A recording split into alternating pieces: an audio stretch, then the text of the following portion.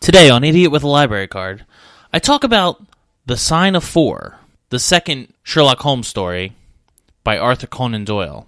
It really is the first Sherlock Holmes story in that if you were making a TV series, this would be your pilot. But maybe not, and I explore that today on Idiot with a Library Card.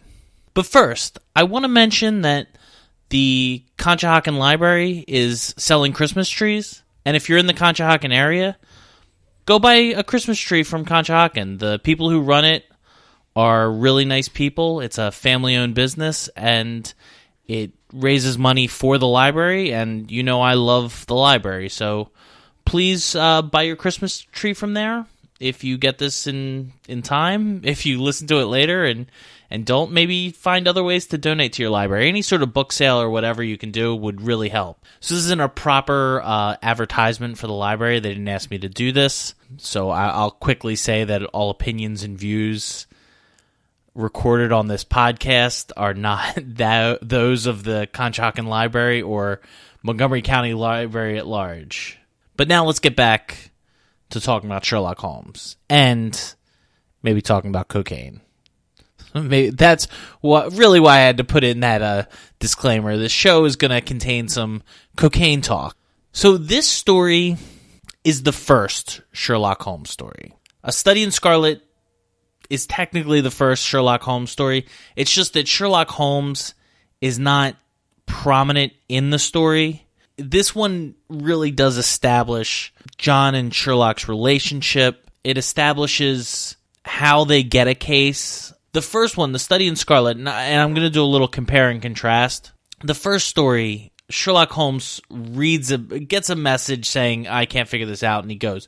And he gets a message from the police. A lot more of the stories are clients, like people just coming to Sherlock Holmes and saying, hey, can you help me with this? This doesn't seem to make sense, or this murder doesn't seem to make sense, or I got this letter. And in this story's example, it's I got this letter and it's mysterious, and I've been getting sent pearls every year for the last 7 years, and they say, hey, there's more treasure, come meet us here at the theater, and I can bring 2 companions, which is pretty convenient for the story. And Sherlock Holmes does have a lot of that sort of plot convenience, which is fine. It's a mystery series, and what I like about it is it does have plot conveniences, usually to shoehorn or to get Sherlock Holmes and John Watson especially involved. John Watson, every time John Watson's involved in a Sherlock Holmes mystery, it's a plot convenience. He's generally never needed, and it never quite makes sense. It's just like he popped by that one day, the other guy popped by.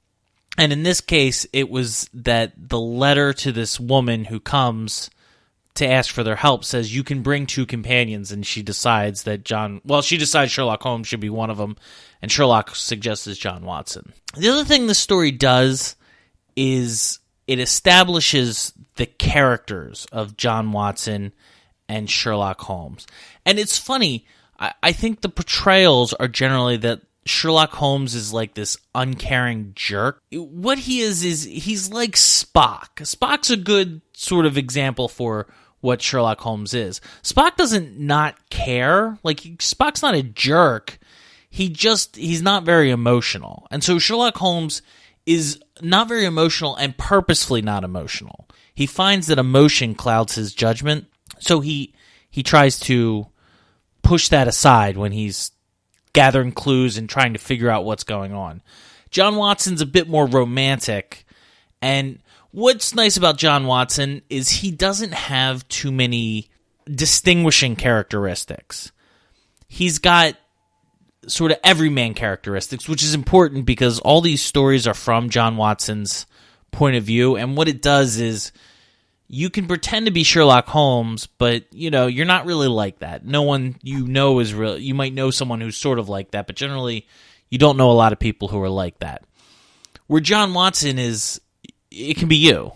He's a character you can project yourself on. And since these stories are action adventure and supposed to be fun, that's important to be able to do. The other thing this story does is it establishes the tropes of Sherlock, which it's going to sound negative, like this is all this is all in Sherlock's stories, and they're not, but it establishes some of the things that make the story so much fun. There's a weird foreign character with some sort of skills. In this story, it happens to be like a short, I'm going to use the word pygmy. I don't know if that's not appropriate or racially sensitive anymore, but that's what I've always learned that these people are called. He's 4 foot tall. He's like a dark Indian color. He has a blowgun and he has poison darts with him. And so he's like, and it actually goes to more of a James Bond type characteristic where there's the head bad guy and his weird little sidekick with odd skills. And this one happens to be a little guy who can climb really well and his blow darts and is strong. And his partner is a one-legged criminal type. And so he's the mastermind while this little guy is there. And there's a certain racist element to it, but I don't want to go too much into that. It was more than 100 years ago, and I think the race relations were just a bit different then.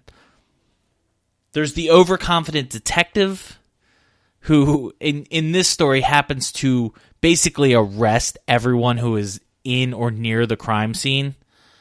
And it's very funny. And those overconfident detectives who are constantly wrong, it can get kind of old, but I always do. I'm a sucker for that trope of someone being overconfident and then being a blithering idiot. And also, there's a few fun chase scenes in this story, especially the end of the story ends up being like a boat. It's a boat chase scene where they're chasing the two main bad guys on a boat.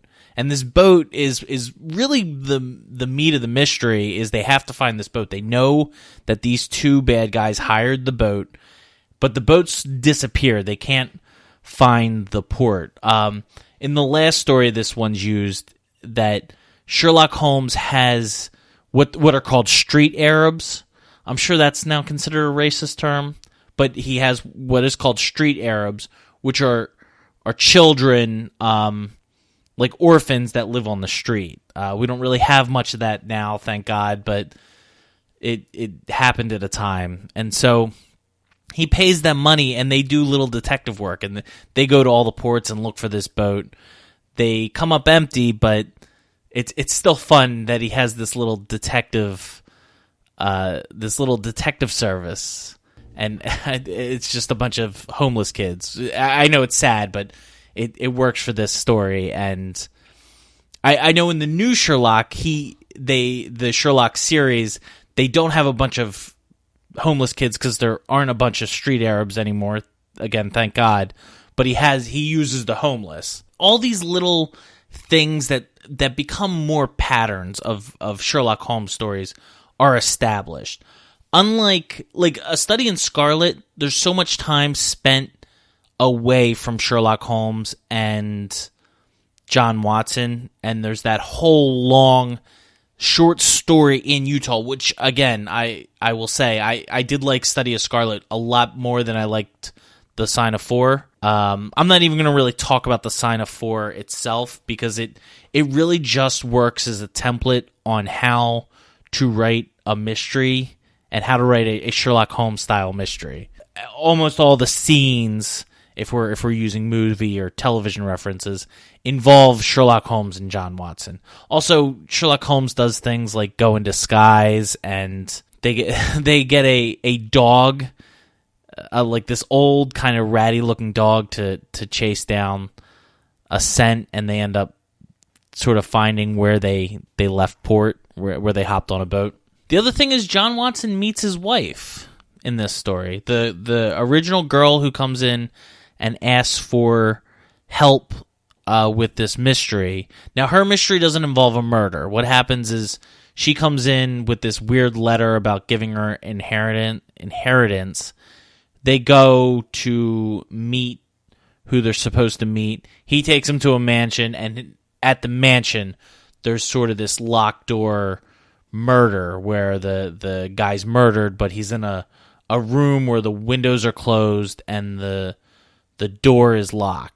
And that's actually a similar That's another trope of Sherlock Holmes, is those weird locked door type mysteries where it's like, how did the killer get in here? How did he leave if he did get in here? That's sort of a classic Sherlock Holmes thing.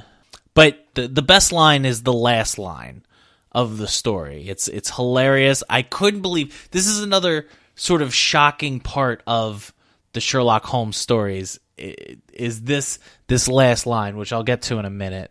So what this is to me is, I was thinking when I wrote the script for this story, and I'm actually rethinking now, that this was the pilot episode, but actually the first one's a good pilot episode. You have excitement and sort of a weird thing that you've never seen before, and that makes a good pilot. This is a good second episode, though, because what it does is it's not overly exciting. It's not one of those stories where you're like, whoa, I've never seen anything like that. That's crazy. It more establishes the type of story you're going to read when you pick up a Sherlock Holmes story, what kind of character Sherlock Holmes is, and what you're to expect in the future. And that's what you want from a second episode. A first episode needs to blow everyone away and say, oh, this is something special. The second episode of a series needs to start to establish what the series is going to be like, because you can't have every episode be a pilot episode. You need some filler episodes, some character arc establishing episodes, and this is what The Sign of Four is more of a character establishing story. I would say if you know a lot about Sherlock Holmes, this is one you can kind of skip.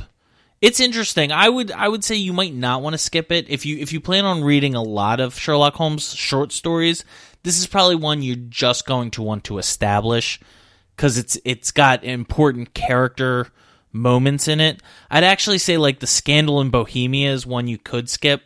I just read it. It's about as interesting as this one.